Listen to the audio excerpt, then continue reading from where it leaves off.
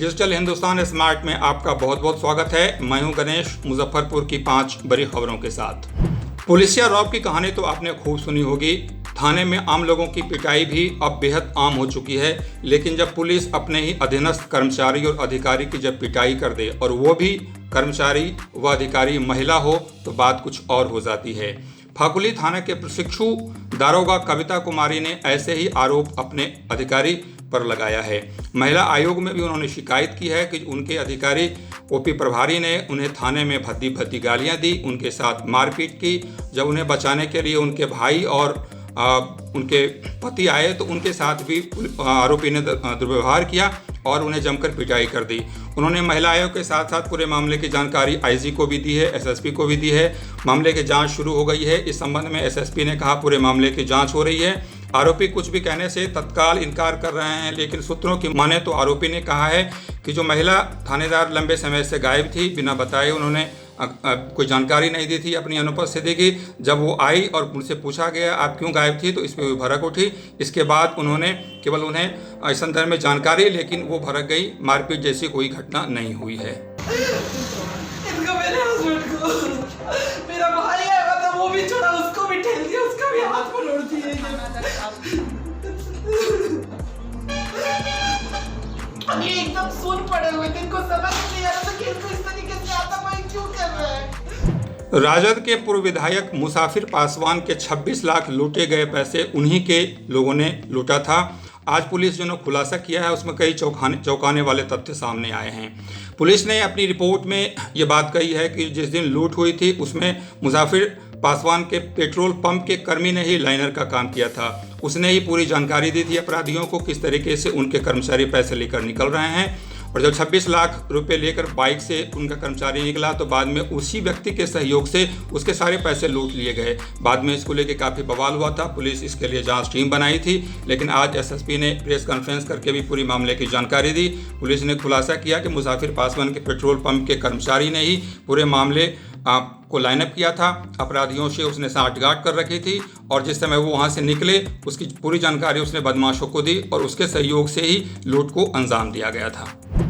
पहले बाघ, अब कोरोना के डर से जंगली जानवर गांव की तरफ अपना उन्होंने रुख कर लिया है। खासकर के वाल्मीकि टाइगर रिजर्व इलाके में गांव में बाघ और भालू देखे जा रहे हैं। इसको लेकर गांव में जबरदस्त दहशत का माहौल है। 2 महीना पहले भी कई बाघों ने गांव में डेरा जमा लिया था, कई लोगों को घायल भी किया था और कई गाय और बकरियां खा गए थे। हाल के दिनों में भालू लगातार जंगल से निकलकर गांव की ओर देखे जा रहे हैं। पिछले 2 दिनों में लगभग 2 दर्जन भालू ईख के खेतों में और गांव के आसपास देखे जा रहे हैं। वन विभाग की टीम लगातार कैंप कर रही है। भालू को भगाने और पकड़ने की पूरी कवायद चल रही है, लेकिन जो जंगली जानवरों के रवैये हैं, खास करके कोरोना और बाढ़ के दौरान जो वो जंगल से गांव का रुख कर रहे हैं, उसको लेकर गांव में दहशत है। लोगों ने आरोप लगाया है कि वन विभाग उनकी एक नहीं सुनता है। कई बार शिकायत करने के बावजूद कुछ घंटे रहकर वो फिर अपने कार्यालय की ओर लौट जाते हैं, लेकिन बाघ और भालू की परेशानी और उसके डर से वो न दिन में सो पाते हैं न रात में। यह दहशत लगभग पिछले 6 महीने से बना हुआ है और गाँव में खास करके यह दहशत लगातार बढ़ता जा रहा है। लंबे जद्दोजहद और विवाद के बाद जेईई की मेंस परीक्षा आज से शुरू हो गई। मुजफ्फरपुर में 6 केंद्र बनाए गए हैं। हालांकि आज पहले दिन की परीक्षा में केवल 1 केंद्र पे ही परीक्षा हुई। बाहर के जिलों के बच्चे आज पूरी तरीके से नहीं पहुंच पाए। जो बच्चों की संख्या थी उसके हिसाब से मुजफ्फरपुर आसपास के ज़िले के बच्चे तो आए थे, लेकिन बाहर के ज़िलों को बच्चों को आने में परेशानी हुई थी। सेंटर पर शुरू से ही सुरक्षा की पूरी व्यवस्था की गई थी। सोशल डिस्टेंसिंग का पालन किया जा रहा था। बच्चों को बिना मास्क और सैनिटाइज़र लिए हुए, ऐसे बच्चे जो बिना मास्क और सैनिटाइज़र के थे, उन्हें प्रवेश नहीं करने दिया जा रहा था। हॉल के अंदर भी सुरक्षा की पूरी व्यवस्था की गई थी। प्रशासन लगातार इसको लेकर मुस्तैद था कि सोशल डिस्टेंसिंग का पालन सेंटर पे हो सके। आज जेईई में आर्किटेक्चर की परीक्षा हुई थी। कल फिर से परीक्षा 2 पालियों में ली जाएगी। 6 तारीख तक ये परीक्षा ली जाएगी। मुजफ्फरपुर के एक सेंटर पर फिलहाल आज लगभग 200 बच्चों ने परीक्षा दी। नेपाल के बॉर्डर पर आजकल बड़ी कारुणिक और सिस्कियों के साथ अमीर खुसरो की वह प्रसिद्ध रचना आप सुन सकते हैं। गाँव में या बॉर्डर के इलाकों के हर घरों में काहे को ब्याहे विदेश, अरे लखिया बाबुल मोरे। नेपाल और भारत के बीच रोटी बेटी का संबंध लंबे समय से रहा है। पहले चीन और बाद में कोरोना के कारण ये संबंध दरकते चले गए। आज की तारीख में नेपाल बाजार को पूरी तरीके से सील कर दिया गया है। वहाँ का पूरा कारोबार चौपट हो चुका है।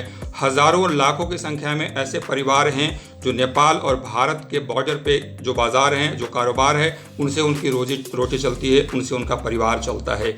लेकिन कारोबार पूरी तरह से चौपट होने के कारण बड़ी आबादी ऐसी है जो भुखमरी के कगार पर पहुंच गई है। वहां के लोगों ने भारत और नेपाल सरकार को ट्वीट करके, सोशल मीडिया के माध्यम से, कई अन्य माध्यमों से उन्होंने दोनों सरकारों से आग्रह किया है कि इस सीमा को, सील को हटाया जाए, इस प्रतिबंध हटाए जाएं ताकि उनका कारोबार फिर से पटरी पर आ सके। दोनों सरकार से लगातार प्रयास भी किए जा रहे हैं, लोगों की ओर से अपील की जा रही है। इसका क्या असर दिखता है यह तो कहना मुश्किल है, लेकिन लोगों के चेहरे पे यह दर्द साफ आप महसूस कर सकते हैं, साफ देख सकते हैं। इस लॉकडाउन के कारण और चीन के कारण नेपाल से जो संबंध बिगड़े हैं, उसके कारण लोग किस तरीके से बॉर्डर के इलाके पे लोग परेशान हैं, हताश हैं। ये थी मुजफ्फरपुर की 5 बड़ी खबरें। कल फिर आपको मुजफ्फरपुर की 5 बड़ी खबरों के साथ आपके साथ हाजिर होंगे, बताएंगे। हर छोटी बड़ी खबरों के लिए आप हमारे हिंदुस्तान डिजिटल स्मार्ट के साथ बने रहिए, सब्सक्राइब कीजिए। हर छोटी बड़ी खबरें आपको मिलती रहेगी। कल तक के लिए आज्ञा दीजिए। धन्यवाद।